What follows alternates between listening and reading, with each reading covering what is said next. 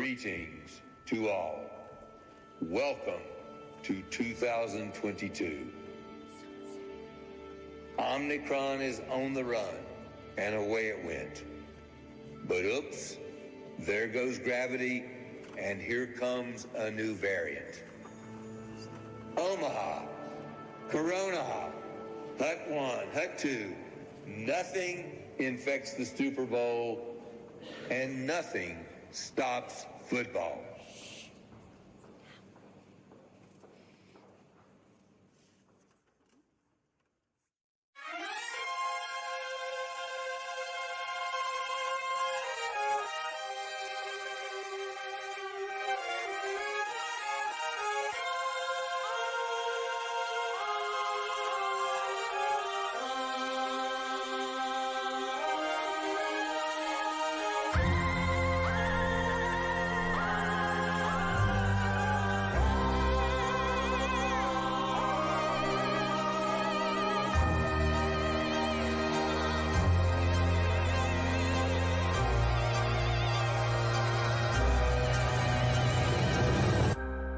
Racism, greed, trauma to brain and spine. And yet, I cannot look away. Heroes are dead. Science has their heads. Oh, is there no escape from here? I need to know. It eats my soul. Nothing stops the NFL.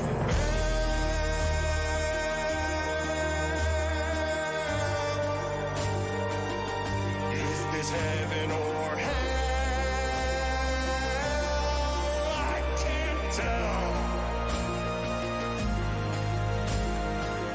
It's human cockfighting. CTE prayer circles. They blackballed the black baller. They tried to end racism by stenciling it in the end zone. Billionaire boys using millionaires as toys. It's all immoral, all unethical. Ooh, the witching hour. Nothing stops the NFL.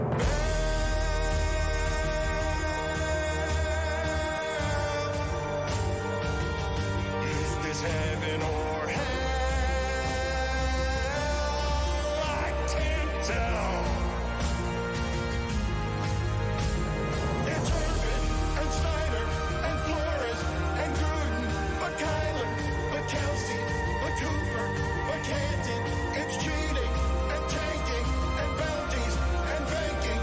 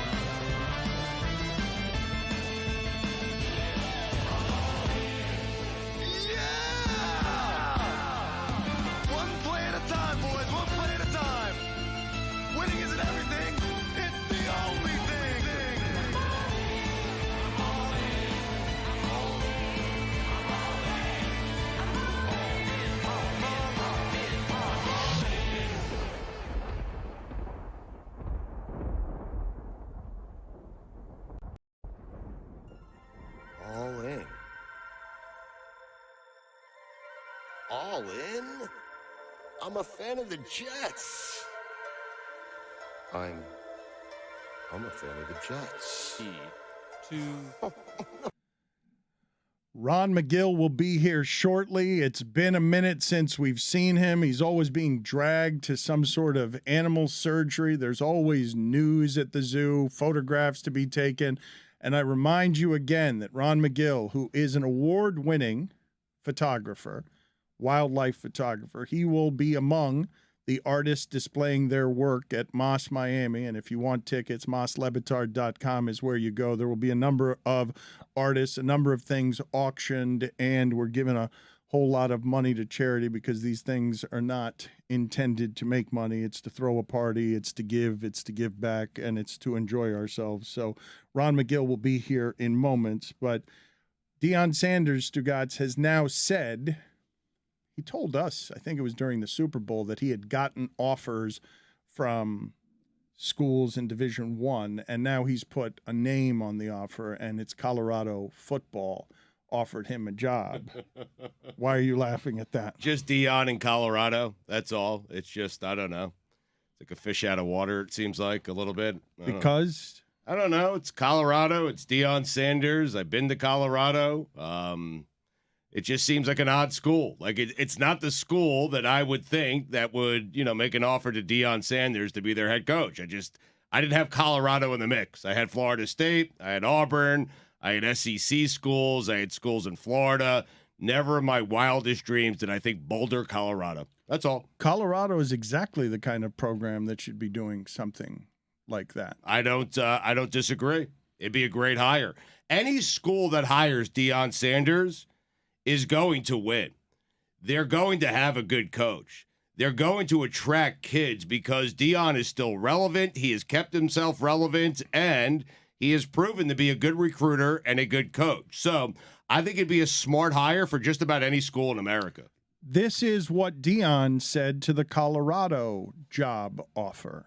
Because Deion, Jeff Saturday loses last night, goes to bed with his timeouts. Still has those timeouts this morning. Yep. It's one of the rare controls that a coach can actually exert over all the weirdness that happens in a game. I can stop time 3 times a half. I can stop time, and we could go and talk about things. And the only thing that Jeff Saturday basically has to do at this point is call timeout correctly. You can hide almost everything else, right? Like everything else, he's hidden well. He started on the job, and he's just like, okay, we think he's doing okay. They won one. They almost won another one. But you got to get the time management right. It still eludes Nathaniel Hackett. But Deion Sanders was told before Jeff Saturday, years before Jeff Saturday got that job, no, it's ridiculous for you to have that job.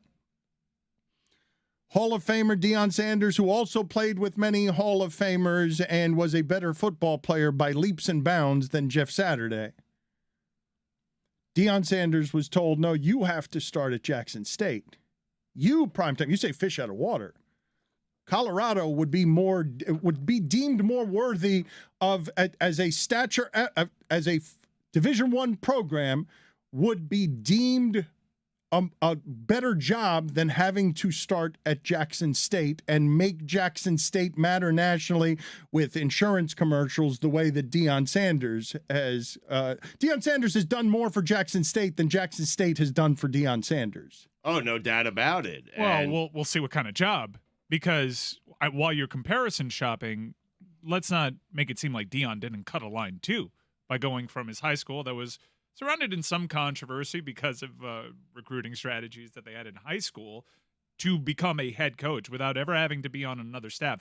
He also cut a line to have a head football coach job. It was just in a lower division. But let's talk about this for a second, because I believe that particular resume, because you're going to a school that's not Division I, the line cutting is vastly less egregious than going to the top of the profession and a Colts job. I understood, but granted it's not FBS, but he wasn't a grad assistant and working his way up. He wasn't a coordinator. He wasn't even recruiting for another school. It was he just went straight to the top of the food chain below FBS. But Mike, there's a big difference. You I would understand. acknowledge, right? I like understand, but Jackson if someone- State, and your first job being the Colts. I'm just saying we should Right. put voice to. He also skipped the line. The reason I'm stopping you on skipping the line is just because the way that I consider these things. If you're of that level of greatness as a player and fame, you're doing more by going to that school for that school than you're doing for yourself. Tim Duncan was willing to be an assistant coach, but usually the people who are Hall of Famers don't have to intern. People who are that great at something don't have to start with at the bottom rung of a ladder as an assistant coach somewhere.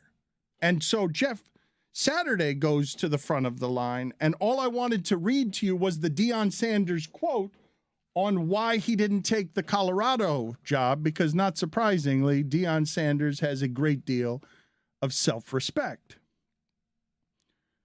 To someone else who hasn't been that dude, it's intoxicating.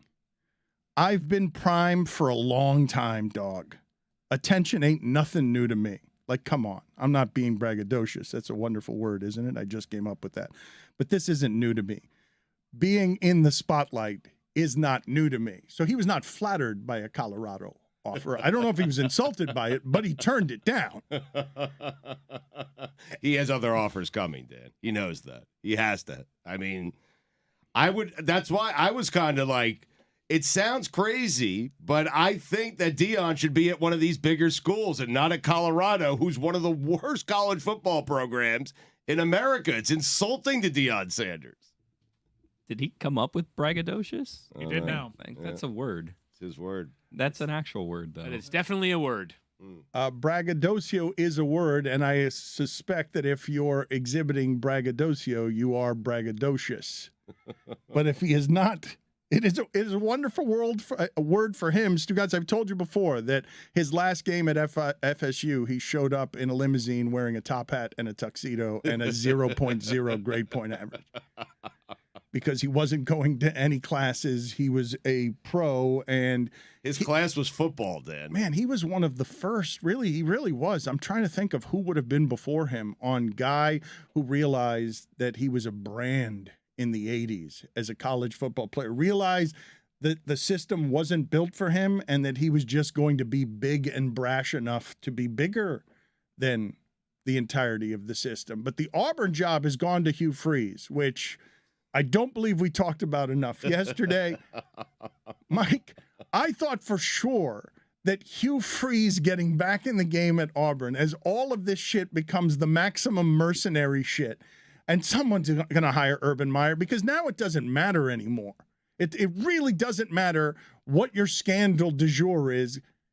We're going to give money to the coach who might be able to fix it to get us in the game for SEC money, for big television dollars. And we don't care that I don't know if I know Hugh Freeze left a lot of scandal in his wake. I know that Mississippi all of a sudden got good at football. All the Mississippi, everything in the state of Mississippi got good at football as soon as it was obvious to everybody that they were paying a lot. And then Hugh Freeze goes to being a guy who coaches a game in a hospital bed in the press box while his team is shut out with Malik Willis as the quarterback. Was Malik Willis the quarterback of the team that got shut out as he hospitalized, as he coached the team from a hospital bed in the press box because it was so important that Hugh Freeze be there that day for Liberty University? I also encourage all of you to see, God forbid, the documentary about Liberty and Jerry Falwell Jr. and everything that was going on at Liberty. It is the most popular documentary in the history of Hulu. I have a question, though, as it relates specifically Hugh Freeze. Yeah, there were some text messages that revealed some things about him, but what was some his... calls to escort services that he claimed to have just misdialed? Right, but several times. It happens. Right. So, but like, what is... Put it on the poll, Guillermo, at LeBatardShow. Have you ever accidentally called the escort service? Multiple times. But what is the scandal? Like, so he like got Robert Kimdichie when no one was expecting Ole Miss to recruit that well. Isn't that like part of the job now? Is to get players a lot of money and be good of that? Like, why does like Hugh Freeze needed sort of his reputation reclaimed when the money was still under the table? He got fired because, well, it's difficult to do wins-loss with him because he was stripped of all the wins.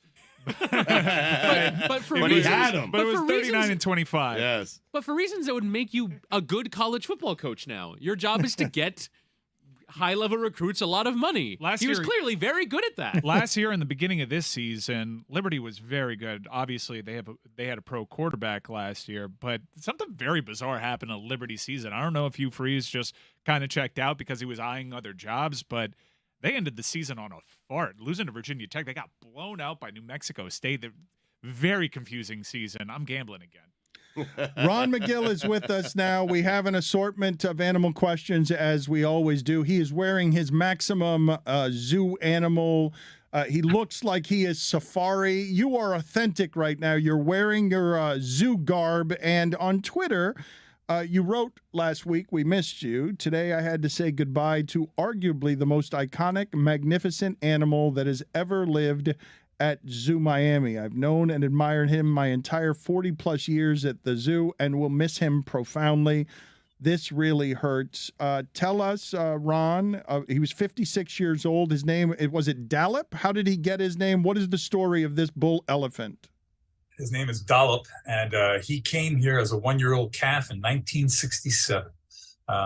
He was a gift from a big benefactor of the zoo back then, a gentleman named Ralph Scott, who brought him and another female over named Seton, and they both came over together. And he was one of the first animals I got to meet when I started working at the old Crandon Park Zoo in Key Biscayne.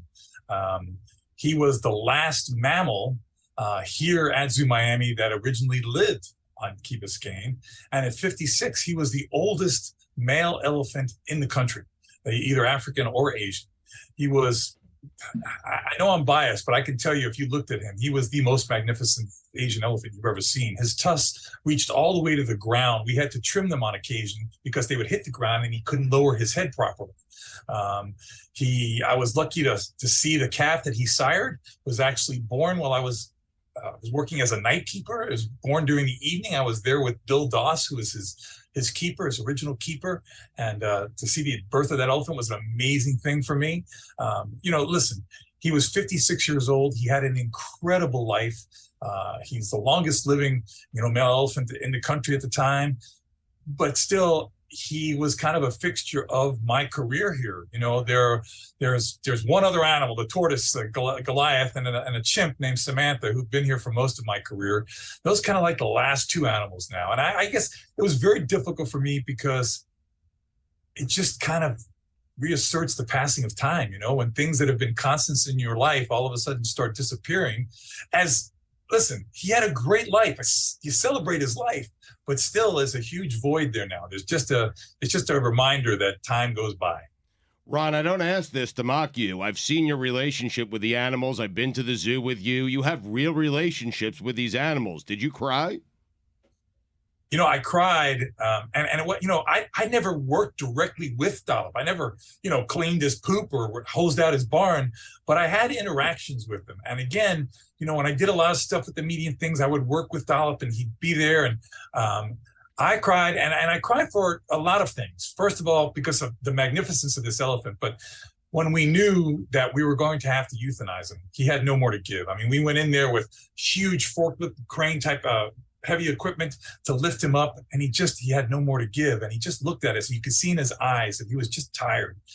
And when we made that decision, all the people that had worked with him, people who even came in who had their day off, came in when we knew, and he just was there in a sternal position, tired, but everybody said goodbye. Everybody I tell you, it was a very emotional time to see this elephant surrounded by all the people who loved him, kind of saying goodbye. But he left with the dignity and the respect, and most importantly, the peace that he deserved. So it was a very emotional moment. Anytime we lose an animal, it's sad. But this animal was just so iconic, so magnificent, so intelligent. It was really a part of the family. When everyone gathers like that to mourn an animal and you're making the decision on euthanizing an animal, how much is pain taken into account, suffering taken into account? How much pain was Dalip in? When you said nothing left to give, could you tell that he was unhappy? Yes, you can tell he was tired. I don't want to use the word unhappy. He was exhausted. He could not get up. You're talking about an animal that in his prime was close to 14,000 pounds. He had lost a significant amount of weight over the last several months. Again, all things associated with, aging, excessive aging in an animal. But he was tired. And, one of the things we promise the animals here is that you're always going to have that dignity and respect and the peace. We don't want an animal to suffer just because we don't want to suffer. So it was something that we knew, he knew, and it was one of the most peaceful transitions I've ever seen. He simply just kind of closed his eyes and just stopped breathing. There was no flinching. There was nothing like that at all. It was a very, I took photographs of some of the people saying goodbye, but I'm not posting any of those. I'm not showing you. It was just a personal, private moment for those people. I wanted to provide them with those images, which they're very thankful for. But, those are not things. And I know we do this all the time when an animal dies. We do show things, we show the images, but this was just something exceptional. This was something that is just personal for the people who were with that animal, said goodbye. And it was what it should have been. It was dignified, respectful, and peaceful. When you say that you trim his tusk, how does that go? He has to be sedated, yes? No, that's the thing. They had such a relationship with him. It seemed like he kind of knew we were helping him. So he would present his tusk through a protected barrier, and we would take a special kind of saw and go through the end. We made sure we had a dentist there because the tusk is a living tooth. The excess part of the tusk is just pure ivory, but the nerve goes to a certain point in the tusk, and you need to make sure you don't get to that nerve. So that's what they did. They would trim the end of the tusk with him, and he would voluntarily let us do that as if he knew we were helping him out. These are the kinds of relationships that, as time goes by, you start thinking all the things that you did together. I was there when we trimmed his tusk. I photographed that whole procedure. I looked at him. I photographed his eyes, as he was getting that done. And I might sound really over emotional with this thing, but you can look at an animal's eyes and sometimes feel what it is thinking. And I could see in his eyes that, he knew we were helping him out. Hey, Ron, it's Billy. So you touched on Rita a little while ago, thoughts and prayers to Rita from Ron and Rita, the Eagles. In this crazy time of Twitter, you can follow Ron at Twitter at Ron Magill. One of the wildest tweets that I've seen was from you on October 28th in the evening. And the tweet read, Ron and Rita are feeling a bit frisky this evening, ... I'm sure that they wouldn't be happy if they knew I was posting this, as they are very private. But I thought it might help inspire my friends to have a, quote, wild weekend, # doing the wild thing. And then you put out a video of two eagles having sex. Why did you do that? Billy, I did that to connect people with animals. I think if people saw that even in our most intimate moments, animals are very similar to us, that they would have a greater appreciation for it. Again, I know I've said this before, I don't want to sound like a broken record, but, in the end, we protect what we love what we understand, and we understand what we're taught. And I wanted to kind of put a little anthropomorphic spin on the fact that eagles like to have sex too.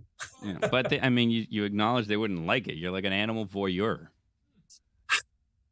Yes, Billy, is that what you want to hear? I'm an animal voyeur. I wanted the world to see it. Finally, he admits it. You did distribute animal porn. Way to keep pressing, Bill. You did. Yep. Way to go, Billy. You finally got him. There you go, You Billy. trapped him. I love it. I love just showing animal porn. It's just a weird, kinky side of me. Incidentally, I'm going to tell you guys something. And don't anybody else ask me for this. My last cameo request from a great LeBatard fan was for a husband for his wife's 49th birthday. And he said, please, but the most important thing, she has never received I'm not going to say what he quoted as, a photograph of male genitalia. Can you please send her a photograph of an animal male genitalia? Again, he used another term, a common term used when you're exchanging those photographs. And you know what?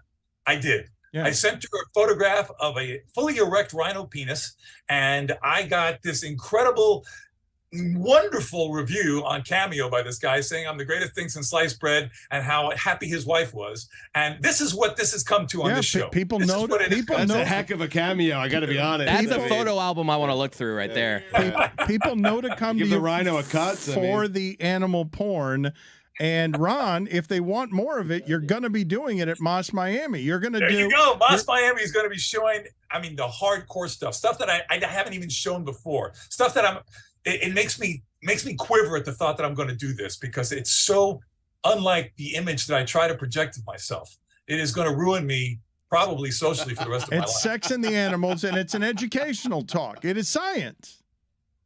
Yeah, except you're going to have those weirdos, hiding behind a tree looking kind of weird. Well, that's you, it sounds like. How quickly did you find that rhino picture? Like, you have an album on your phone, you're like, oh, let me scroll through the old Rolodex and send the right one? Or actually, I do have an album of a wide variety of vulvas, vaginas, penises, all kinds of things, because it's part of my work as a researcher. I do that too with my Ron. I do that too with my wife. Anytime I'm looking at my phone, I'm working.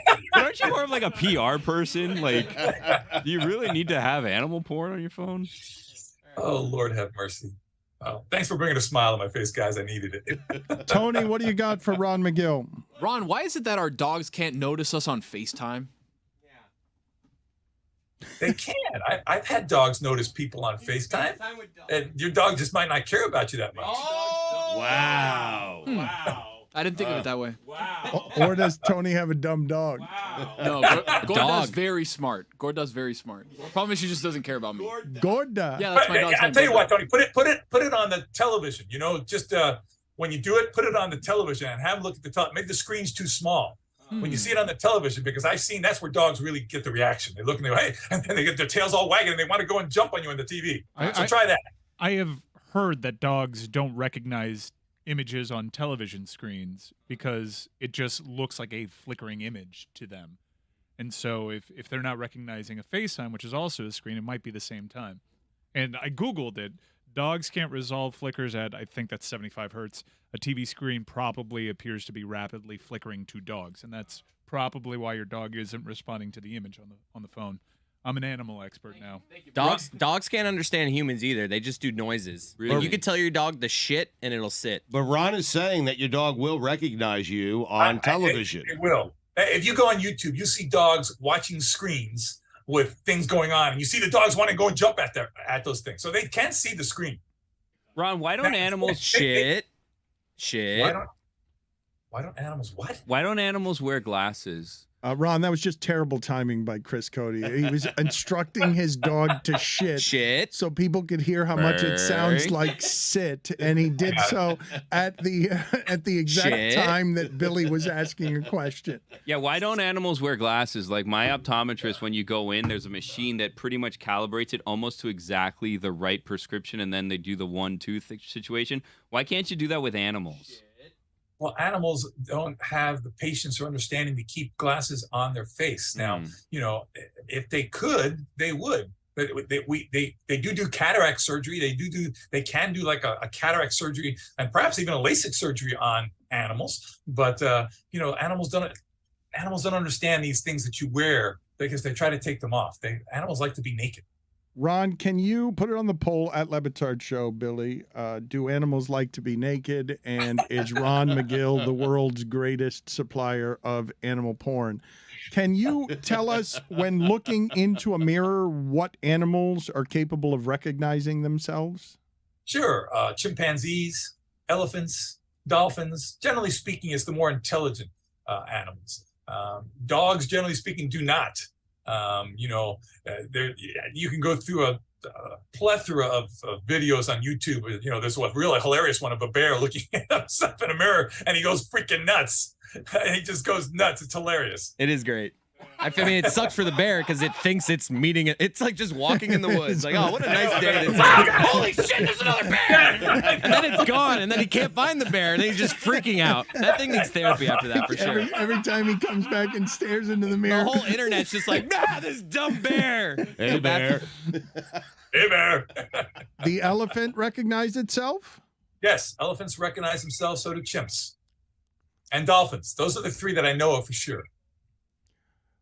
Ron, for those who do not know, you are an award-winning photographer. You will be exhibiting art photographs at Moss Miami. What is that over your right shoulder? What is the painting? Is a painting or photograph on the wall? That's a painting of a lioness charging that was given to me by Anne Van Dyke, who passed away a couple of years ago. But she was to cheetahs what Jane Goodall is to chimps. She was considered one of the greatest cheetah experts in the world. I studied with her in South Africa. She's the one who taught me how to work around cheetahs, how to be with cheetahs, and she gave me that as a gift, and I treasure it, so that's why I have it in the back of my office. Can you take us on a little bit of a tour on what it is that's behind you there? Just tell us what things are and what the story is behind some of the things that are in your office. I'm not sure what you can see, but you have these skulls here. There's a skull from an oryx here. There's a skull from a greater kudu here. I have here, this is cool. This is a spear given to me by a Maasai warrior in Kenya. Wow. So it's kind of a nice handmade spear that I have. I have lots of photographs of people that I've had the pleasure of meeting. I've got I've got feathers from all different kinds of birds. I've got some stupid awards. I got some bird's nests. I got some carvings, a lot of sculptures.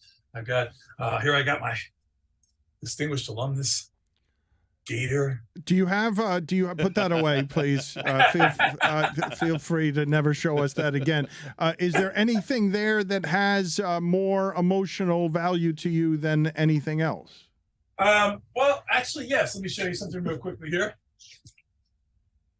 I was so hoping when he stood up he wasn't going to be wearing pants. Oh gosh. You were also hoping he would throw that spear for some reason. Yeah. This is a carving made out of a solid piece of leadwood by an indigenous chief in Panama that was given to me when I was able to create the Harpy Eagle project in Panama. And, they gave me the key to the city. They gave me all kinds of fancy, beautiful frame things, gold carvings and stuff. But this one meant the most to me. And he came up to me afterwards, was wrapped in a towel. He was all dressed up in his indigenous garb. And he said, "I'm sorry, I can't give you these, fancy frame things and gold things, but I carved this for you to say thank you." And this is something that, to me, look at the talons, look at the detail and the talons. This is a solid block of wood. And he carved his name under there. Look at the details in the feathers. It's unbelievable that, to me, an indigenous person who, for me, is one of the most important people I can meet, and taught me about these eagles in the forest, carved me this thing. So this is very personal to me. The spear is cooler. Yeah. I'm going to say it. Yeah, that's because Cody wants to use it to get under a giraffe, right? This guy gets it. Yeah. That would work, though. That would kill a giraffe, would it not? The spear? The spear would. The spear would, if he would. Did you steal a bird's nest? Is that what you said? Like you took a bird, you displaced a bird family? No, it fell out of a tree. It fell out of a tree. It's called an arapendula nest. It's a huge, it's a dangling nest. It's a very weird nest that they make to prevent snakes from getting into it and stealing the eggs. So it fell out of a tree, and I just put it up in my office here. I sprayed it with hairspray to preserve it, which is perfect because it's been there now for 10 years and it hasn't degraded one bit. But that's the trick in preserving a bird's nest. Real quick, before you get out of here, because you do so much good work with and through your endowment, the Harpy Eagle project that you spoke of, what are the details there? What is the story behind that? The Harpy Eagle was always my favorite animal since I was a little kid. I'd never seen a live one. I saw the first one in the Museum of Natural History, but the first live ones I saw in Panama, they were in a horrible little cage. To make a long story short, I said, we got to build a better thing for these eagles. They said, we have no money. I met with the mayor of Panama City. I got contacted by the president of Panama, and I raised over $1 million. We built a center for the Harpy Eagle, and on April 10th, 2002, I got in front of the Panamanian Congress and was there when they signed a law officially declaring the Harpy Eagle the national bird of Panama. Now it is an iconic animal like the bald eagle is to us. It's throughout Panama, and it's the project, the conservation project I'm most proud of in my career. So it's kind of that's my symbol, my spirit animal. Again, if you want to contribute to the things that Ron is doing, there is no bureaucracy between where your money goes. That you give the money and Ron Magill gets it to places that don't waste it and do help the animal kingdom, because he genuinely helps the animal kingdom. Thank you, Ron. Good talking to you as always, sir. Good catching up. Thank you, guys. Take care. Thank you, Ron. Again, you can see him and this presentation he speaks of that isn't animal porny. It's actually educational, but it's also funny. December 10th, lebatard.com is where the tickets are. Were any of you soothed on Sunday, even though there was a whole lot of sports going on? The reminder that Desean Jackson can still get behind a secondary. When's that going to stop? It soothed you? Because I always knew that he could do it. And he'll be able to do it for the remainder of time. Well, but he hasn't done it in several years. I know. But, you put him into an NFL game, and that's what Desean Jackson does. I mean, he goes deep, and someone gets him the ball. I'm pretty sure we can say, in jumping off the conversation that we had yesterday about how shitty we generally are, especially now, when so much of the commentary around sports is you suck, you're not as good as Mahomes. Like, that's the analysis. You're not great. You're not as good as Michael Jordan. That's all we did to LeBron the entire career. Like, You're pretty great. Yeah. You're not that great. Mm-hmm. You're not the greatest. Desean Jackson, statistically, is the greatest deep threat ever, correct? Yeah, I think in terms of longevity, people are I'm going to go Moss there, but I think in terms of I think it's Moss, Mike. I think you're right. Catches over a certain yardage. No, that's Desean Jackson is the all-time leader. Desean Jackson has more giant touchdowns behind a secondary than Moss does. Yeah, it's why I believe Desean Jackson's a Hall of Famer. But that doesn't necessarily make him better than Moss. Moss's career was shorter. Tyreek Hill's got to get in that conversation too. I mean, Desean Jackson is a classic home run hitter. We discussed this. He's right. Think he's Hall of Famer? I think he is. Will Fuller V. I mean, we have some of these guys. I think Randy Moss is probably considered. I'm not saying you're wrong with Jackson and the averages. I think Moss is probably considered the most dangerous deep threat in the history of the NFL. I mean, he had 3 catches for 200 and something yards on Thanksgiving Day and 3 touchdowns. We had that conversation yesterday about one's peak versus the longevity of someone else being really good at it. And tomato. Well, but it's not tomato, because I believe the best of Justin Jefferson is the best of anything we've ever seen at that position. I don't actually need the stats to back me up on that. I thought the same thing when Moss arrived. The conversation at wide receiver is threefold, and it's only threefold. And honestly, everyone says it's Jerry Rice is the best receiver ever. I can make my arguments for Randy Moss and Terrell Owens, but they would not be statistical arguments. I can't make a statistical argument against Jerry Rice. So Desean Jackson holds 2 records. Most touchdowns over 60 yards. He did that 26 times. Wow. That's phenomenal. I'm going to say that again. 20. This was as of last year, by the way, because he also signed late because he can still scoot. 26 times he had a touchdown over 60 yards. He also holds the NFL record for touchdowns over 80 yards with 5. Some of those are special teams touchdowns. No, I think this is passing. That's just receiving touchdowns? Yeah, because otherwise Devin Hester and Cordero Patterson would be among the leaders. He might be the best receiver Lamar Jackson's ever had. Mike, they would not be, because Cordero Patterson has 9 kickoff returns. Right, which would all be, they would all be over 80 yards. Yes, the giant plays. Everyone wants those in the sport. It is valuable to everyone. And in watching Lamar Jackson connect with Desean Jackson on that play, it was not lost on me on what was otherwise a pretty ridiculous game, and in many instances a sloppy game. That was a beautiful play. Beautiful. To summon Andrew Luck. That Lamar Jackson being able to throw that ball that far to get Desean Jackson in stride when he hasn't run that route in 3 years. Pretty amazing. He averages 17.6 yards per reception. That's top 40 in NFL history. I'm not saying you're wrong. I'm just saying I feel like there are other deep threats out there. I mean, Willie Gault, James Lofton. James Lofton was great. Great. But not as great as Desean Jackson. James Lofton had more yards on average, but I'm talking about guys that you have seen. I mean, Bob Hayes averaged 20 yards per reception. The Bullet. Bullet Bob Hayes. Dan, I'm telling you, you forget about some of these guys when we were growing up. That was when Greg was growing up, Bullet Bob Hayes. Bullet Bob Hayes is not when I was growing up. Chris Cody, how are you? How afraid are you of a Bosa breaking through your offensive line? I thought you were going to say breaking Tua. That is injured. An offensive line that is injured. I don't know how many people listening to this remember Bosa's father, John.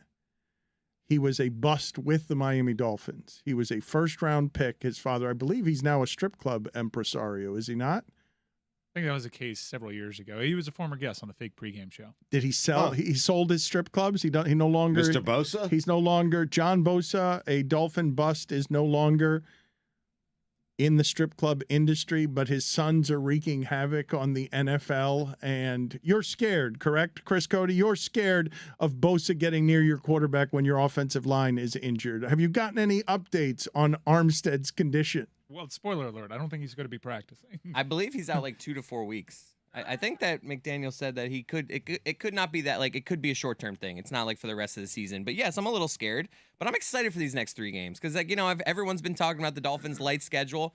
I'm ready for them to just show, because this is what you go 2-1 in this 3-game stretch. Now teams are really talking about the Dolphins. I think this is the second most excited I've been for a regular season game this year. Behind Mahomes versus Brady entering that Sunday night. Yeah. This is a massive This is game more with 2 teams exciting I for wanna you see. than Chiefs and Bills. Yeah, this is huge because It's we're later in the McDaniel season. versus Shanahan, yeah, honestly. I want to see how this game plays out from the chess match. Is this a measuring stick game for the Dolphins? Yeah, I mean, previous incarnations of this team have gone to Levi Stadium. Let's call it a measuring 3 games. Measuring stick 3 games for the Dolphins. If they go 0-3 in this 3-game stretch, then you can be like, okay, maybe they're a little bit of a fluke. You go 2-1 in this stretch right here, everybody's respecting the Dolphins. But I'm with Mike. I'm super excited. Sorry, Bill. I'm super excited because of the coaching matchup, because they're traveling cross country, because a lot of people still question and doubt the Dolphins, and a lot of people feel like the San Francisco 49ers are the most talented team roster, top to bottom, and they might be right. But this is a great opportunity for the Dolphins to shut everyone up. Just shut them all up. Let's call this stretch what it is, a measuring trident. This is the first prong on the measuring trident. Yeah. So you have the 49ers, the Chargers, and then you have the Bills, who they've already beat. But they'll be part of the trident for this one. I'm glad that they've largely dominated their last 5 games, but their last 5 wins are against the Steelers, the Lions, the Bears, the Browns, and the Texans. I said that. I prefaced that. Right. No, I'm glad that they were up 30-0 at halftime. I'm glad that the Browns game was they handled their business. Easy win. The Lions game after they went down 14-7 or 14-0 was a fairly straightforward game as well. But this is December road trips to difficult opponents away from home across the country. And what did the Bills do against the Lions? They beat them won by 3 points. 3. Yeah, but it was an embarrassing performance. It was. The Dolphins won by 4 points. The Dolphins barely beat them as well. No, the numbers were vastly different. You can't even compare Tua to Josh Allen. Look them up. The Dolphins were down 14-0 to the Lions in that game. So what? You taste a little blood in your mouth and you go and dominate. That's what Well, how they did. confident are you? I'd actually like to explore this because we were able. They went on a 31-13 run, to Billy's point. I'm never confident, is what he just muttered under his breath, and it wasn't about the Dolphins. It was in general. it was just life. Yes, but we somehow, and this is not usually easy to do in football. But we said before the season started, their first 4 games are hard. You should be thrilled that they went 3-1 in their first 4, and their next 8 are easy. We said this season would go this way, the way that it's gone, and I don't like them going to San Francisco because San Francisco just generally scares me. Everything they do scares me. When they've been healthy the last 2 years, I know they've somehow put up like a 4-12 season in there somewhere, but when they're healthy, I'm terrified of the 49ers. They're the team that almost beat the Chiefs in the Super Bowl. And they can kind of be slow starters at times. This is usually around the time where the Niners start rounding into form, where everyone points to them and says, is Jimmy Garoppolo going to go to another Super Bowl? There's one clear advantage the Dolphins have, and Mike just mentioned it. Quarterback. That's the difference. But they don't have, you know what they Jimmy's don't having quietly, I think, You can make an argument this is his best season there. He's having a really good season. I think what Chris Cody ignores is that they've got the skill guys that excite them just as much as your skill guys excite you outside of quarterback. Because McCaffrey, now it's not even Deebo Samuel that they're using all the time. They're using the usage rate of McCaffrey is more than anybody else's on the team. He's the one who's getting the most use. Plus they have George Kittle. Plus they have Ayuk. They have a really good team. Deep running back room too. And I mean, I will say Elijah Mitchell did have another injury. He's got an MCL that's going to have him out 6 to 8 weeks, and Tony was telling me that McCaffrey's got a little bit of a knee injury as well. He always has. He always does. Yeah. Sounds like you're starting with the excuses to already discredit the Dolphins should they win. No, this is a great win. They're 4-point underdogs going into this game. If they win in San Francisco, if they win in Los Angeles, if they win in Buffalo, those are impressive results. I love watching the Niners play defense too. They have so many tremendous players. Fred Warner is a beast. Warner's incredible. But their defensive line, when healthy, if not Philadelphia, it's the best in the league, is it not? Like just statistically, their D line. You cannot run against them. Their scoring numbers, all of the numbers when San Francisco is healthy, that's an overwhelming defense. Garoppolo has 16 touchdowns, 4 interceptions. I can only tell you what Chris Sims tells me and Billy every single week. And trust me, he's studying the film a lot more than we are. That's not saying much. He's stubborn. He just All doesn't of want to us. be wrong. No, top to bottom, he has said since week 1 that the 49ers are the most talented team in the NFL if they're healthy. But he also That's has a what he Kyle said. Shanahan tattoo. Yeah, so exactly. bit biased there.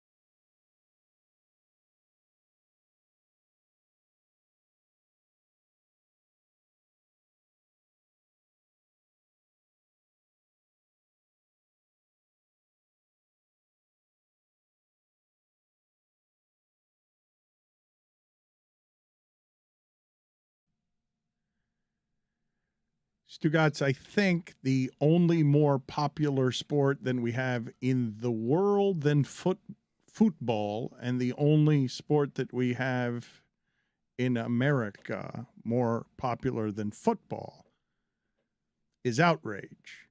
Is the outrage game competing against each other to be outraged. And something I've noticed that's happened recently is there have been tabulations kept on, well, you went at Kyrie Irving with this degree of frenzy, so why didn't you go at Jerry Jones with exactly the same degree of frenzy? I thought it went without saying that if you were in Arkansas in 1957 at a school, being in the middle of racial tensions in this country, that you were at the center of racism. And the Washington Post is coming and interviewing you as the owner of an NFL team and basically asking you, hey, have you considered that you're racist? I thought that people understood, whether he's 14 or 15 years old or not, that Jerry Jones comes from backwoods racism.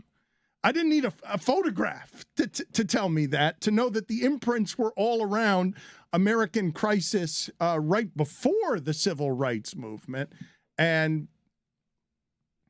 calling him names about being racist and arguing about whether it's fair to bring up something from 65 years ago, to me is almost beside the point. The Washington Post was trying to examine how does structural racism happen. One owner came out of the shadows, of course it's this one, willing to answer the questions because he doesn't care what the questions are. He has gotten to be the most powerful man in sports, almost, certainly in that sport, without his team being any good most of the time, at least in part because he's just available. Today he's out there saying, yeah, we're still interested in Odell Beckham. I know that Miami happened to him on a plane Sunday morning, but we're still interested and we don't care. This, as Odell's personal driver, Danny Boy Hustle Hard on Instagram, Of course. tells you that he's headed to the Giants, it would appear. There are meetings with the Giants. There will be a fight over the remains of Odell Beckham between the Giants and the Cowboys. But I thought we all understood that if you're in 1957 Arkansas and you're a white person who has then become a billionaire in oil, you probably got the tendrils of racism all around you. America's racism, and it's imprinted all around you. Whether you're conscious of it or not, your upbringing is probably surrounded by it. I think people probably know that, but they want you to yell at Jerry Jones the way, we yelled at Kyrie Irving. It's comparison shopping. It's a weird place to do it, but people do it all the time. I don't think it's actually a weird place to do it, and I understand why specifically black people are doing it to Stephen A. Smith right now, because man, there are a whole lot of people hitting him with Django memes because he went really hard at Kyrie Irving and then is like, well, I'm very, very fond of Jerry Jones. He's welcomed me into his world. First Take succeeds because we do the thing with the Cowboys that's professional wrestling. I go in there on a helicopter. Jerry Jones knows the power of being Jerry Jones, putting a hand on your knee, being the wealthy guy who's powerful and says, come on, I love having everyone around me. And then all of a sudden you're looking at a 65-year-old photograph in the middle of racism, and you're like, I'm very, very fond of Jerry Jones because Stephen A. Smith's been allowed into the Jerry Jones Club. And as people take sides on all this stuff, man, Stephen A. Smith gets dragged. It's the same way Barkley gets dragged because people are so divided now and getting into their own camps that when a black person strays and you don't have the same proportion on, man, Stephen A. Smith went hard at Kyrie Irving. Relentlessly. And here's racism for you. Here's photographic evidence of it. If you want to dismiss it because he's 15, fine. But here it is. It's almost cliche racism, stopping black kids from getting into school and filing it under, I was curious. But there's a difference between active anti-Semitism from Kyrie Irving. On Kyrie Irving, I'm talking about before. I'm even talking before the anti-Semitism. I'm talking about how unrelenting Stephen A. Smith has been on all things Kyrie Irving, all of them. It's not just it's because but it's now. It's happening. It's happening now. He's a fully formed adult. This is a picture of Jerry Jones when he was a kid. No, I mean, I haven't really heard even you when you attempt to get into it. you're just saying, yeah, he's at the forefront of racism there. Can we all call him racist directly from evidence in that photo? No. He was at a school that had segregation, and he claims to be curious. But the need to call someone racist, the need to say someone isn't racist, the need for Adam Silver to come out after a meeting with Kyrie Irving and tell us he's not anti-Semitic. I don't know why someone would need for me to tell you to point at Jerry Jones and shout racist when you've got a photograph right there, him at the center of racial tension on the wrong side. Mm-hmm. Yeah, you could do what you want. You could dismiss it. You could say a different time. You could say, I don't want to legislate things from 65 years ago. He couldn't be on the other side of it. Right? I guess he could have at the time. No. If you stood with them. Mike, this is how complicit looks. Like being there and just being curious is being on the wrong side. At 15 and in 1960s America.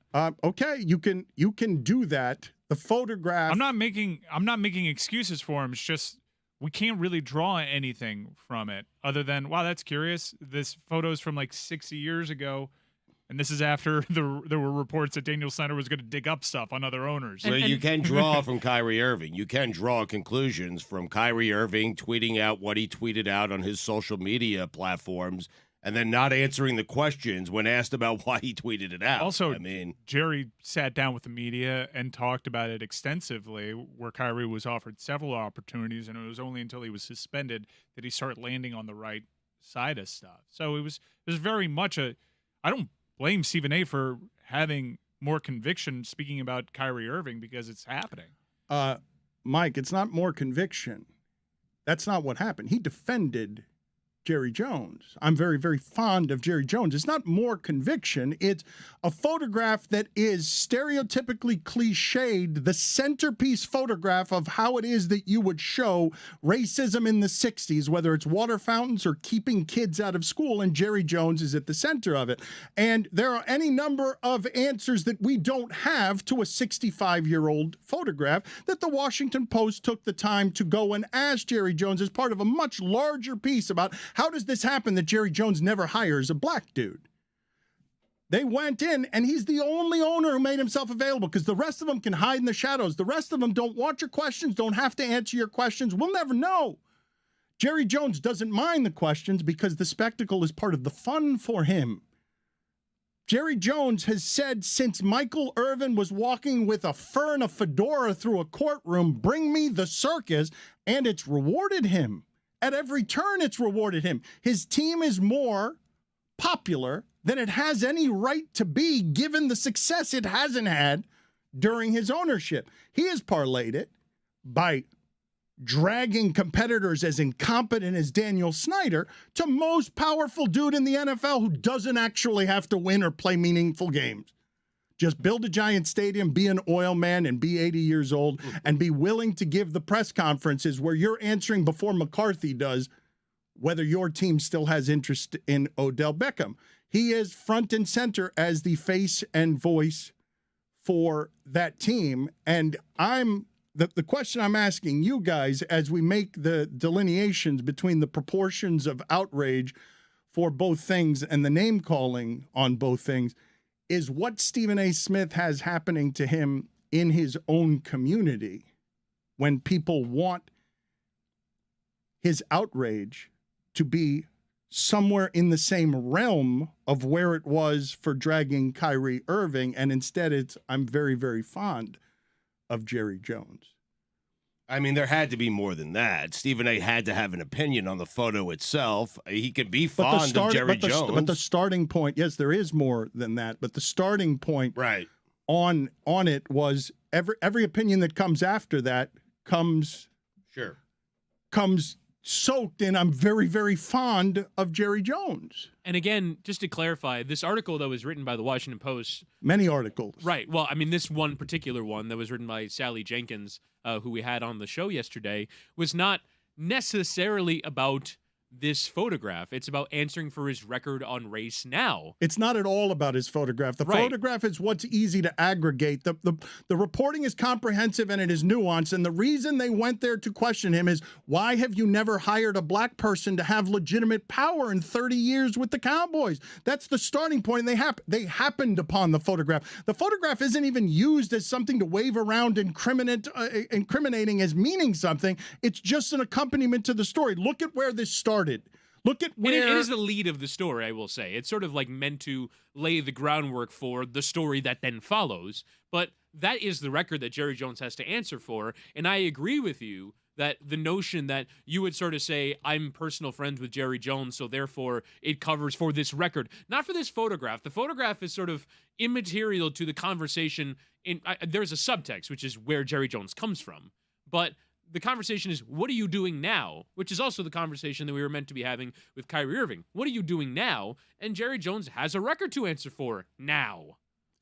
The where you come from, Stugotz, if we're all products of our imprinting, of our environments, and I assume we all are, like, you have to analyze and study your parents, your parental patterns, your environments to understand the roots of who you are. The Cuban community down here in Miami, you know I'm a proud Miami. You know I'm a proud Cuban. They call me gusano. They call me, it's a word that counter-revolutionaries used in Fidel Castro's Cuba, gusano, worm, because I've gone the other way on this, on the politics of my people. But it's a conscious choice through examination of what it is that I came up through that was homophobic and racist and has a lot of garbage in it. And the Washington Post was asking questions of the one man willing to answer them, and he filed it under curious. And I can't make extrapolations from a photograph 65 years ago to point at a 15-year-old boy and say, racist, racist, racist. But if I was looking for photographic proof of something like that, it would look a lot like that. Like, if I was looking for a reason to shout racist at somebody, if I needed to shout racist, if I needed to hear condemnation that was parallel or proportional to the kind that Kyrie Irving is getting, what more proof would I need than a photograph at the height of civil rights tensions that we had an apocalypse on our hands in Arkansas that he was in the middle of? If I was already if the black experience in this country has been something that has left you feeling more marginalized than any of the other groups, that photograph, Stugotz, becomes hard to defend on your imprinting. I'm glad you brought this up because I've been thinking a lot about it. I don't think the Giants is the right place for Odell Beckham Jr. I don't, Dan, there are so many other options, so many other good teams that Odell could choose from, whether it's Buffalo, whether it's the Chiefs, whether it's the Chargers, the Cowboys, even the New York Jets would be a good fit for Odell Beckham Jr. You agree, right? Good third receiver for the Dolphins. There you go. That's what I'm talking about. I mean, I'm glad you brought it up. Why? Important conversation. I'm glad we're having it. I'd like to see him in the Chargers, honestly. Yeah, the Chargers. That'd be nice. Chargers would be, they'd like explosion. Yeah. Mm-hmm. Can we speculate on what happened on that Miami flight? Sunday morning Miami flight, he keeps passing out. Is that just Saturday night Miami happening to him? I mean, yeah, the Sunday, we talk about the Sunday red or the Saturday night red eye or the early Sunday morning flight out of Vegas. The Sunday morning flights out of Miami, I imagine, are pretty rough. And so he... Time to throw away all journalistic credibility and get reckless. Here is something we like to call reckless speculation. You're all good. Oh, I thought you were introducing for yourself. No, I was protecting you. We wanted to cut you off. Now you're in a safe zone. Go ahead. His attorney said he was asleep. Right. Well, I mean, he covered himself in a blanket. Right. As one does when they fall asleep. Been there. And he was unresponsive to requests to according to one side. Right, according to one side. Unresponsive. He was coming in and out of consciousness, according to one side, and he was not unresponsive for a while. He was refusing to get off the plane. According to one side, not according to a note sap from OBJ's attorney. There are two sides to every story, Dan. Yeah, there's two sides to every coin, but one side is a Slater scoop. So this one's tough for sports fans. Diva black wide receiver or airline industry.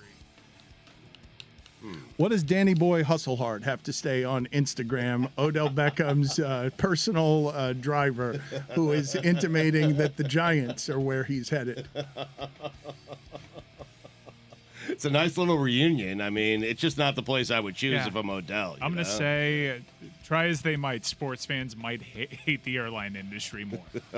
It's close, though. Put it on the poll, Guillermo, at LeBatardShow. Who do sports fans hate harder, diva, black wide receiver, or the airline industry? It's anybody's game. I want to talk about what's happening with Stugotz and Witty because the juxtaposition is legitimately funny. Stugotz has not cared about soccer for 8 years. His only takes are every game is 0-0 and soccer is dead. But he has a second episode out. He cared about soccer 8 years ago? I did. The Donovan goal. Yeah. That wasn't 8 years The ago. 94th minute on Landon Donovan was the last time he cared about soccer, but he's wearing a scarf sent to him by Team USA. Thank you. Billy is filled with both Christmas sweater and USA hat of some sort. And what's happening here that's funny is that Stugotz is swaggering around here saying, I've never been more confident in our boys. The boys are going to get it done today. USA. And if they don't tomorrow, we're going to crush them. USA Iran is after our show today. And I heard Witty say, as Stugotz waddles by, not caring about any of this for many years, but now wearing a scarf. Witty is terrified. His stomach really hurts. And he said something about not being able to bend over, that his knees aren't working. Yeah, it's a bit excessive. Because of how scared he is. He is cared about soccer. He and Mike have cared about soccer so much. They've cared about this team. No one in the country has interviewed Pulisic more, has done more dry, boring interviews trying to pry something out of Pulisic than these two guys. How about we pry a goal out of them? I mean...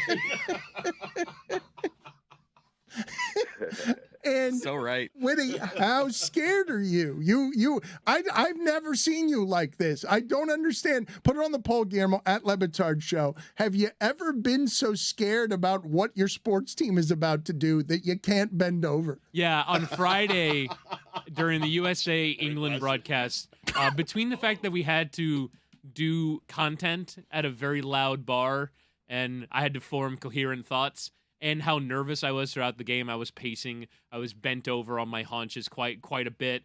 And at the end of it, it was like 4:45 p.m. and I couldn't bend my knees because my leg was sort of permanently affixed in the standing position. And it took me a while to regain the feeling in my legs because of how stressed out I was watching a game that is not as nearly as consequential as this one today is going to be.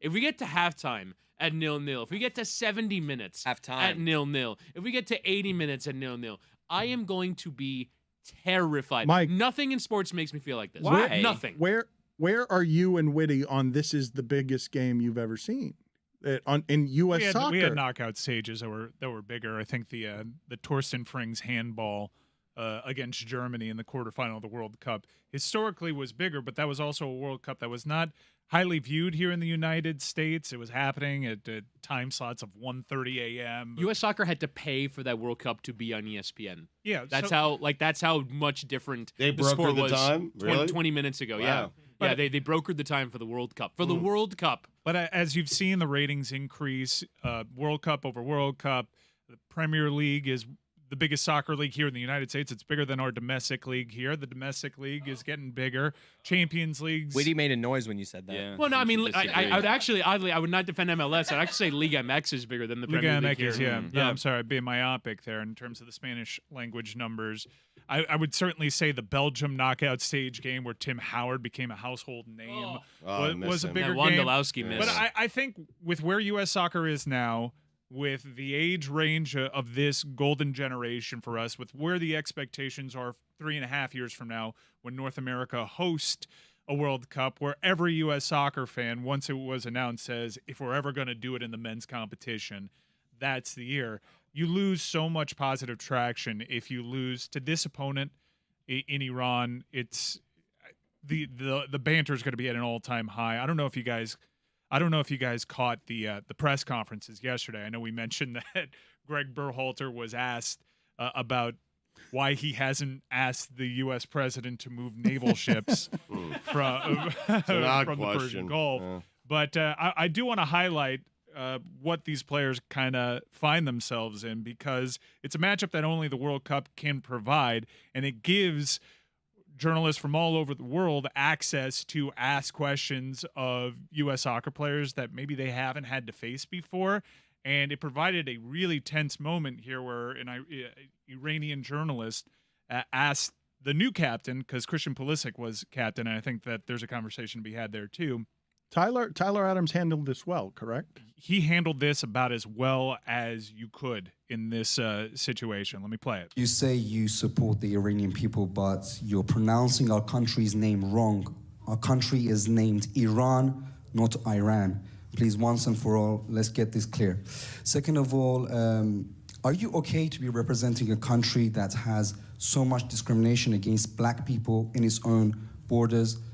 And we saw the Black Lives Matter movement over the past few years. My apologies on the mispronunciation of your country. Yeah, that being said, you know, there's discrimination everywhere you go. You know, one thing that I've learned, especially from living abroad in the past years and having to fit in different cultures, is that in the U.S. we're continuing to make progress every single day. I grew up in a white family with obviously an African-American heritage and background as well. So I had a little bit of different cultures, and I was very, very easily able to assimilate in different cultures. So you know, not everyone has that ease and the ability to do that, and obviously it takes longer to understand, and through education I think it's super important, like you just educated me now on the pronunciation of your country. So yeah, it's a process. I think as long as you see progress, that's the most important thing. You just educated me now. God, I wish more people had that attitude as opposed to defensiveness. Why are you calling me names? I want to fight you. Just thank you for educating me would be a really nice way for people to go through the world when given a different perspective. I can't imagine why Iran would hate the United States. Like, that's a belligerent question that's being asked there, and he's disrespected by things that have very little to do with how he pronounced the name of his country. Only way Tyler could have turned the tables more effectively was to ask how the current protests in Iran are going, but he took the high road there. He's 23 years old. He's new to the captaincy because Christian Pulisic, who is dubbed by many as Captain America, was captain then. I cannot tell you how poorly that would have gone if Christian Pulisic had to answer that question. Oh, my God. It would have been, yeah, and then I'm just here to play soccer, and an angry look at a PR person. So that right there shows you also his play and his leadership. Tyler has always been one of those guys that was pegged that this is the captain in waiting. This is the guy. And he finally gets the chance to wear that consistently here in the World Cup. And through his play and through his answering that question, his general leadership on the pitch, he's shown you exactly why so many people said that's the next captain. And the difference between, you know, the current crop and previous generations is that a lot of these players are going abroad. He's 23 years old. He's played in New York, he's played in Germany, and he's played now in England. So this is a traveled individual who's got a global perspective on things, and the ability to speak in that situation, given the pressure that's on the U.S. team, given how, I mean, in some ways, some decisions that were made at federation level has made this even more difficult for him to sort of rise above it in that moment. At 23 years old on a global stage is damn impressive. Mike, Berhalter's reaction to the question about the U.S. Navy, we didn't have that sound readily available yesterday. How awkward was him being befuddled by the question that he was not expecting about the U.S. military strategy? If I may paint a picture, so the journalist is asking his question in his native language. So Berhalter has to pick up an earpiece and listen to a live translation of the question. So imagine that happening, and you hear the voice of the translator. That, by the way, has often led to interesting interactions. I think yesterday Eden Hazard was listening to a star for the Belgian national team, and a journalist asked him why he'd gotten so fat. And there was a really awkward pause, and he asked for the question to come in again. And he's like, I don't think I'm fat. But here's how Berhalter asked a question about our Navy. Greetings to you. My name is Zarei from Iran. Coach, sport is something that should bring nations closer together. You are a sports person. Why is it that you do not ask your government to take away its military fleet from the Persian Gulf? My technical question is this. Queiroz has worked in Real Madrid, in Manchester, and also in the United States. This experience of Carlos Queiroz is not something that frightens you vis-a-vis the Iranian team? No, I agree. Sport is something that should together bring countries together. When you look at the Olympics, to see all those countries competing at the same time is a wonderful event. The World Cup is very similar, where people come from all around the world, fans come from all around the world, and you get to compete on the field, as brothers. So sport does have the ability to do that. I have a two-part question. Two-part question. Number one, your thoughts on the U.S. Navy. Number two, your thoughts on Carlos Queiroz as defensive manager. It's a hell of a two-parter. And he didn't answer either of them. No, and he just went to the same place of, sports brings people together. It's the same thing that FIFA clown did when he said, today I'm disabled, today I'm Qatari, today it's such a great move. It seems like the only play. It's such a great move. Just take $7.5 billion corruptly if you're FIFA, and then just say, sports unites, huh? Don't ask me questions about naval fleets. Don't ask me questions about slave labor, migrant workers. Football, yes. This is going to do a huge number. It's going to do a monster number. Billy, we're going to get to the useless sound montage in a second, but you guys mentioned the ratings on Spanish television, and I simply want everyone in America to get an hour of Spanish television. Just like a confetti cannon of blow Spanish television in your face. There are no rules. They're still trotting out there. Spanish television is still doing. You can turn on Spanish television at any time, and there's someone in a bikini and high heels with an old man. You might not go back. I mean, seriously, to traditional television. We came in this morning, and the television has been locked to Telemundo for 10 straight days because the Fox coverage goes between Fox and FS1, so we don't have to change the channel. It's always on Telemundo. So we walk in this morning, and their morning show was on. Normally, we see their very professional sports coverage before and after matches because they're always in the middle of games. But because the games didn't start until 10 o'clock, their morning variety show was on, which is, it was like La Copa Mundial, and it was like this whole thing. And they're literally doing a segment where 12 adults are strapped to each other playing a game of human foosball. And that was on television for 5 straight minutes. Yeah. And I was looking at the TV going, what's happening? And then, of course, every toss to commercial break, there's music playing and the hosts have to dance. They're just dancing, going to commercial break every single time. I wonder if there's a sadness behind their eyes where they're literally asked to be dancing performers all the time, where their whole job is to get you excited for the World Cup, toss to a segment where humans are playing foosball, and kind of just yeah, we're dancing a commercial break. All right, yeah, World Cup.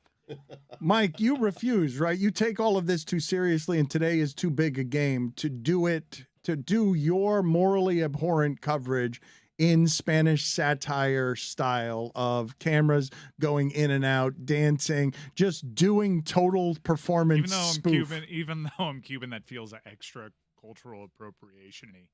I certainly want to do the Chiringuito show, but that is a production level that we are still aspiring to. We need the thunderclap behind us and crazy lighting and the ECW cameras from 1997 and 17 more people. And also, we all need to learn to speak perfect Spanish. It's a lot to do in just one day. Can we at least recreate human foosball as a show?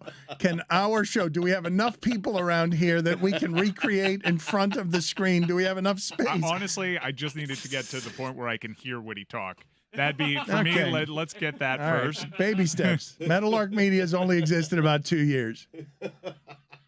Billy, how do you? I'm hearing that we have the awkward interaction between a journalist and Eden Hazard. Yeah, I just said that to you. You should have it. Oh, Please boy, play this it. is a big one. Yeah. All right, well, get it, and we'll close out the segment after Useless Sound Montage. Billy, I want to know how the Useless Sound Montage is this week. Do we have any stars? Anybody stand out here that you're excited about? It's okay this week. No huge start. Dan, it's World Cup time. Let's be real. You know what I mean? People aren't tuning in to hear about the Useless Sound. They want to hear about this game today, a must-win game today. And I'm a proud American. I'm a proud U.S. soccer fan. Everybody knows those things about me. Yep. I don't know why everybody is building this up to be this giant game. If they lose this game, it's a massive disappointment. My stomach is not in a knot. I am very confident in what will happen in this game. So much so that I'm going to say this on behalf of Team USA, and I don't speak for them, but on behalf of Team USA, if they don't get it done today and they don't get out of the group stage, we're not hosting the World Cup next time around. We're going to pass that up. We're going to give it over to someone else to host because we don't deserve it if we don't get out of the group stage. Exactly right. Yeah. If you don't win a single game in your group stage, that's an embarrassment. Yep. I am confident only because of what Mike and Whittingham have told me over the last 4 years about the state of U.S. men's soccer and guys playing overseas. To lose in this round. I know, but you both seem so nervous. They're the favorites. Like, have some confidence in the boys. Let's go. On what basis? I don't know. We're America. Red, white, and blue. They've scored a goal in 2 games. I'll tell you what. USA. USA. USA. USA. USA. Let's Feels play good. the useless. Hug a stranger today. I mean, let's go. There is some useless sound to lead us into yet more useless sound.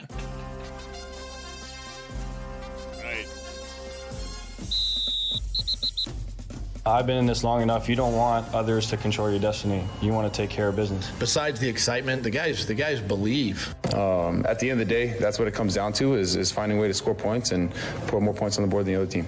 Fortunately, we left one out there today, but we have opportunities coming up to right the ship and get going. I'm very excited for our young team and a lot of guys to feel that for the first time. Just little things here and there. When you're playing a good defense, you got to execute at a higher level. So I'll make sure to go back and work on my fundamentals and get back to it. He didn't need to be anybody but Mike White. We didn't need to turn into the greatest show on turf. Well, I'm going to be honest with you. I don't know what a catch is in our league anymore. Our job is to go score more points than the other team. He made the easy look easy, and that's I thought he did a really good job with that. For us as a football team, as an offense, it's like your favorite steakhouse, your favorite restaurant, 5-star, bougie restaurants you like to go to. You have your steak of the day, your selection of the day, the chef's selection. Their explanation to me was that he didn't survive the ground. So, yeah, I don't know what a catch is. There is nothing better in professional football than meaningful December and January games. It's December now. This is when the football counts. In the end, we all got to be better. It starts with me. We got to be better and got to find a way to win some of these games. I give them credit. They outplayed us and got their win, but it's really frustrating because the game was there to be won. This is the kind of game that great teams win. I think it was the game that we just needed to win today. He's a competitor. He's smart, but it's still a lot of meat on the bone, and it's just the process. He's a football player. That's probably the greatest compliment I could give him. We're not grading him or us on a curve. We acknowledge that he's very much in development. This was the next team on the schedule. Our guys were ready to row. The 4th and inches call in the second quarter that resulted in interception. Yeah. Did you like the call? Did you feel like you had Hop? No, it wasn't. That wasn't for Hop, actually. Schematically, I mean, we were kind of. Whoa, Kyler! I know, crazy. I agree with Dennis Allen, by the way. What's a catch? You've got the Saints head coach just saying out loud, I don't know what a catch is. I mean, anymore. I don't know what a catch is anymore. I mean, do you? Does anybody? The Olave one was absolutely a catch. Yes. I thought he got 3 feet down. Kyler just said, schematically, we were effed. Cool. That's right.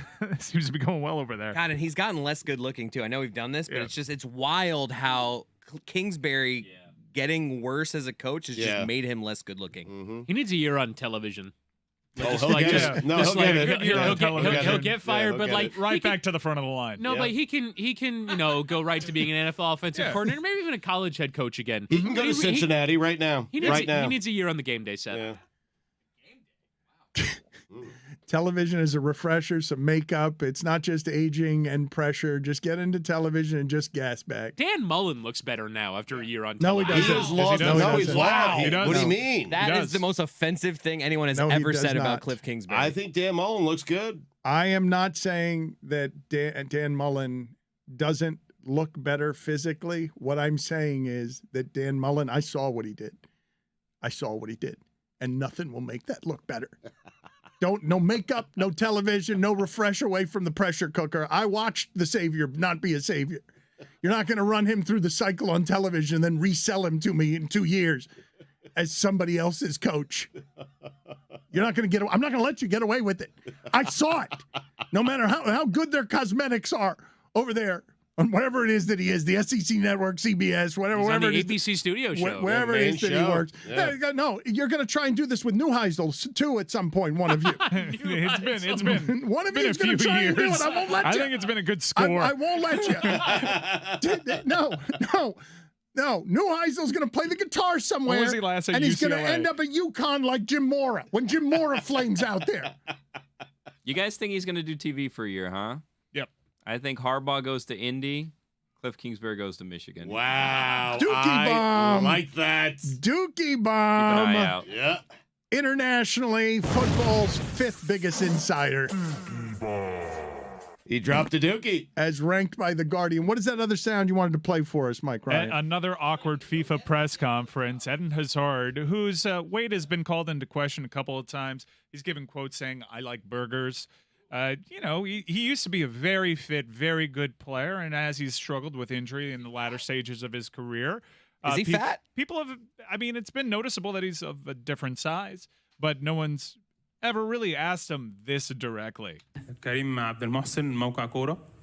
Karim Abdel Mohsen from Quora Platform. My question is for Eden. During lately, we noticed that you have gained a little weight. Can you repeat, please?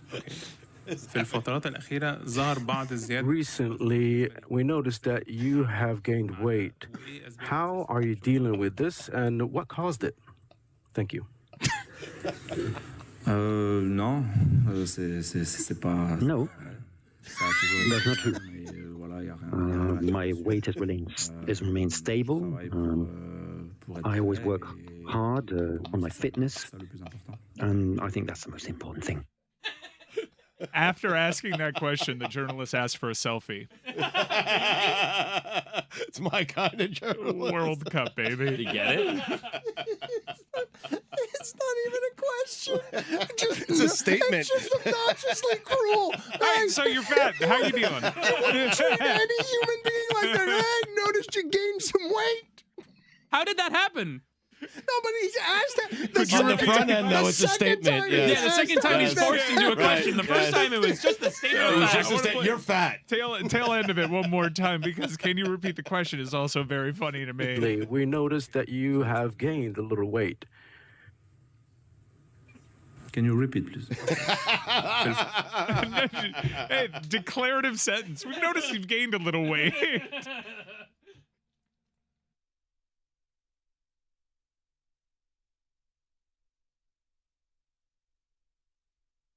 Evan McPherson? The GOAT? He's a kicker. I mean, Tom Brady's bed's still warm. Tom Brady just left. You're the greatest of all time. You're the greatest of all time. He's beautiful in every way. It's out of control. He throws the ball most accurately and won 7 rings. So good at backing. He's meant to our decade teams. A 6-round draft pick with a chip on his shoulder.